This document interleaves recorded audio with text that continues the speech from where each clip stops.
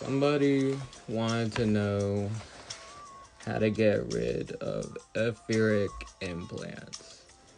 So, for anyone who doesn't know what etheric implants are, so within your auric field that you're projecting 24/7, there can be these attachments between other beings within other dimensions. And so, in order to remove those things, you have to take certain precautions, is what it looks like. So, what I've been told, basically, by Slim Sperling, is that we take the Ramu cubit, the Viking cubit, and the Sacred Continent cubit, place them all together, and then program them for the destruction of implants, etheric and physical, because you can't have implants inside you physically. Then they're null and void. There's also other methods where you take a frequency-based device and you program that. You work with that, and essentially frequency-based device, I usually refer to the sucker punch, because the sucker punch, it's a personal thing. It's a computer, but it's for your electromagnetic field, and so you can essentially do surgery with one of these. So yeah, that's how you get rid of etheric implants as far as I presently know. Just giving out the information here. Hope y'all figure that out. Somebody wanted to know what material we use for the tensor rings. So we use pure 100% copper. You don't have to use pure 100% copper, because at the end of the day, as long as it's pure, it usually works. Actually, you can use alloys as well, as long as it has copper in it. Copper is probably the main thing because it's more crystalline in structure than all the other metals, and so it is programmable. But you can use silver, you can use gold, you can use sterling silver, you can use brass. Don't use aluminum. I don't recommend aluminum. Aluminum is one of those metals that I feel is dangerous to living organisms. If you even have it in trace amounts, it's the strangest thing. It doesn't like the human body, really. We don't like it. Alright, so somebody else wanted to know how to basically not get overstimulated at a ley line point, but without a sucker punch. Now, without a frequency-based device to ground you to the earth, you're essentially going to be having to ground the entire time or limit your time. Because if you're not used to being in those environments where there's high amounts of electricity, plasma, just essentially a lot of energies, cosmic and Gaian, you're not going to feel well, and your body's not going to take it well.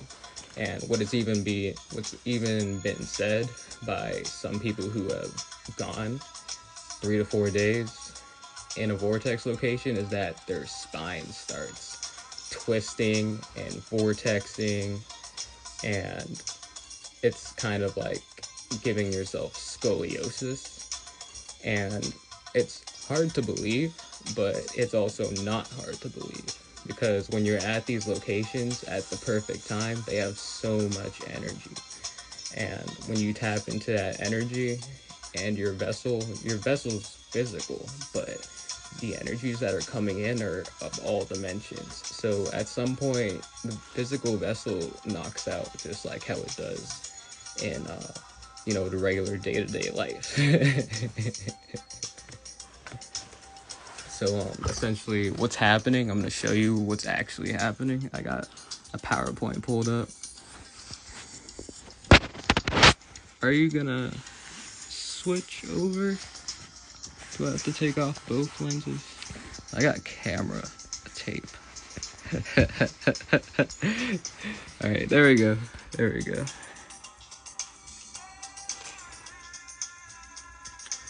So, the solar wind that's incoming and has been incoming for the past few days is going to impact our magnetic field. And by it impacting our magnetic field,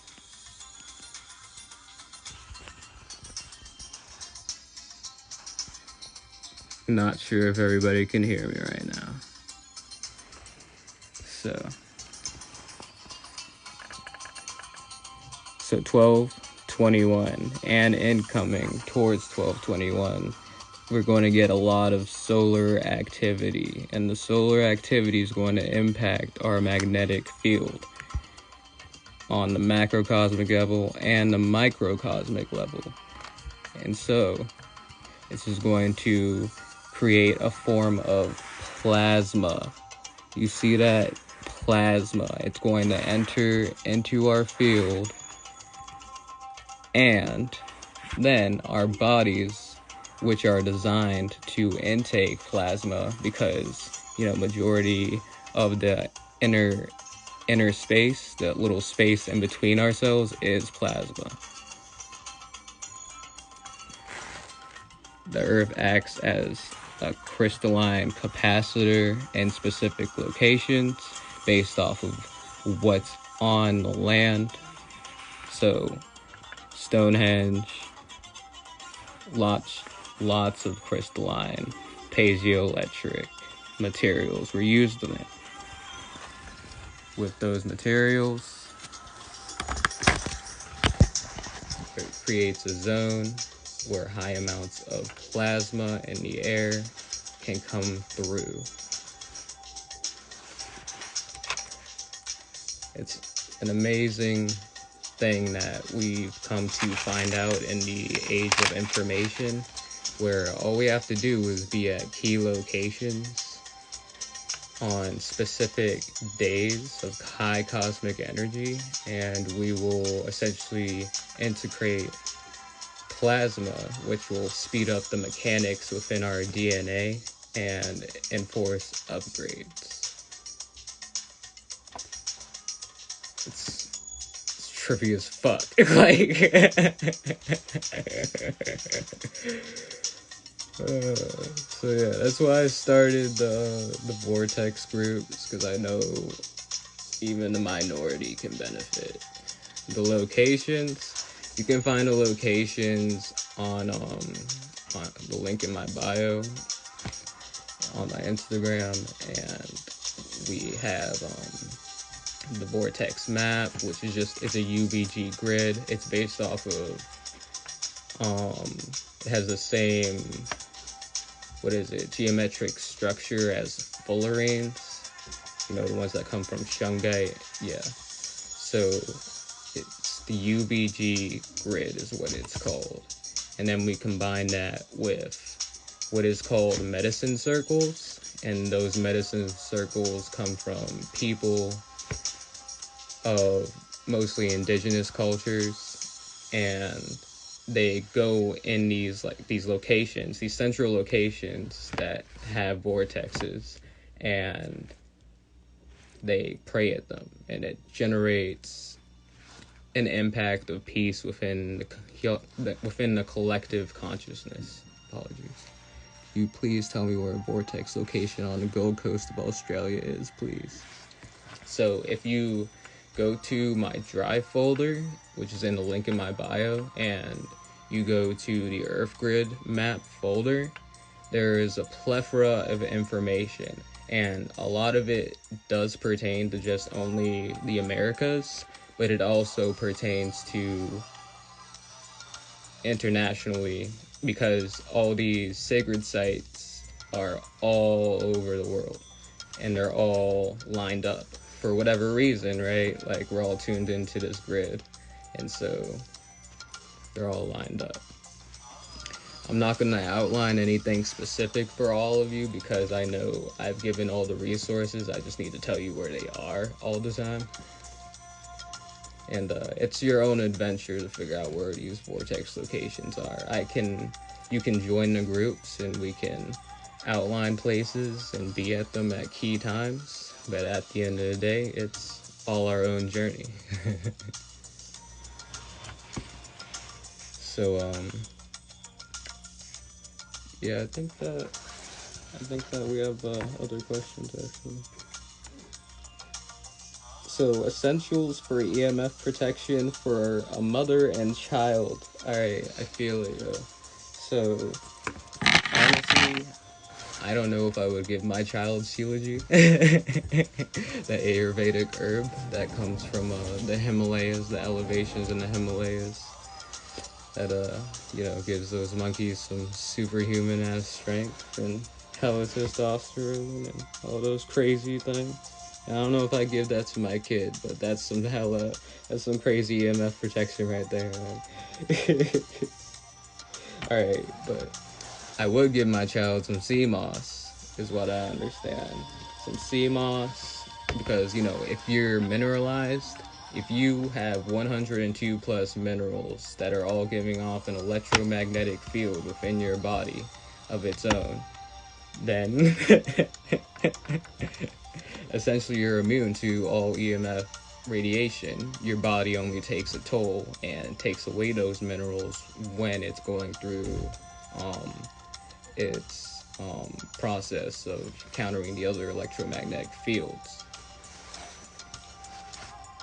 Advice on utilizing the sucker punch to its greatest potential. Alright, so what I've been doing personally is what we've done from the start, honestly, me and Bliss, is we took the sucker punch and then we added tensor technology to it. Now, you see that in our motherships and what we call the Metatron's Cube tools, and honestly, the only way it could get any better than that is if we put more geometry. And so what I've found is that if we get away from this Metatronic geometry that we started with and we go more towards the Christic, the Lotus of Life, then we get a stronger field, and it's more toroidal, is what I found. And so I've also found that this is the Taurus. Some of you notice as the eye Taurus. This has multiple applications, but I've attached it to a sucker punch to increase the field of range and also the effectiveness. And it's definitely made it at least 5 times, if not 6 times stronger. I gotta say, it's even more synced up with organic life is what I've noticed. So it's a wild thing to add geometry to the precision of your intention in order to catalyze a larger effect. So a Vogel crystal, yeah, I gave my last Vogel crystal away. That was a trade. I miss it, yo. Vogels are straight beams, and Vogels are really hard to come by, and authentic ones even harder to come by because they have to be cut in precise measurements. And the more sides it has, the crazier and stronger it is. Because it's only a reflection of how many cycles the energy goes in before it spews out. Yeah, those are really strong. Like those are most ideal crystal, honestly, for anything in form of energy work, especially intense energy work. How do you use your shungite in water and EMF protection? So I keep my elite shungite in my pocket at all times. If I can, I usually have a tensor ring around it. It's just sitting somewhere in the room because tensor rings will amplify the field